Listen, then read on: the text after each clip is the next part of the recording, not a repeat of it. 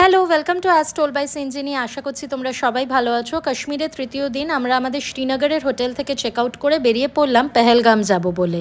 শ্রীনগর থেকে গাড়ি করে পেহেলগাম পৌঁছতে আমাদের লেগেছিল 2.5 আওয়ার্স। যাওয়ার পথে দেখেছিলাম স্যাফরন ফিল্ডস আর খেয়েছিলাম ফ্রেশলি স্কুইজড অ্যাপেল জুস। মার্চ মাস অ্যাপেলের সিজন নয়, তবে তোমরা যদি অ্যাপেলের সিজনে মানে ওই সেপ্টেম্বর অক্টোবর মাসে কাশ্মীর বেড়াতে যাও তাহলে অবশ্যই অ্যাপেল অর্চার্ডসগুলো ভিজিট করো। পেহেলগামে আমাদের অ্যাকোমোডেশনে চেক ইন করার আগে আমরা পেহেলগামের 3টে মেইন ট্যুরিস্ট স্পটস দেখে নিলাম: Aru valley, Chandanwari and Betaab valley. কাশ্মীরকে কেন ভূস্বর্গ বা প্যারাডাইস অন আর্থ বলা হয় সেই দিন খুব ভালো করেই বুঝতে পেরেছিলাম।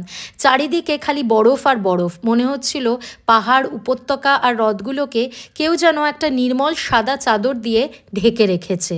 চন্দনওয়াড়ি মানে যেখান থেকে অমরনাথ যাত্রা শুরু হয়, সেখানে ফার্স্ট টাইম এক্সপিরিয়েন্স করলাম স্নোফল। আর আমার যে কি আনন্দ হচ্ছিল আমি বলে বোঝাতে পারবো না। বরফে ঢাকা কাশ্মীর যে কতটা সুন্দর তা তো দেখতেই পেলাম। এবারে ইচ্ছা আছে গরমকালে একবার কাশ্মীর যাওয়ার, তখনও নাকি কাশ্মীরের বিউটি আনপ্যারালড। কাশ্মীর আসলে প্রত্যেকটা সিজনেই গর্জাস।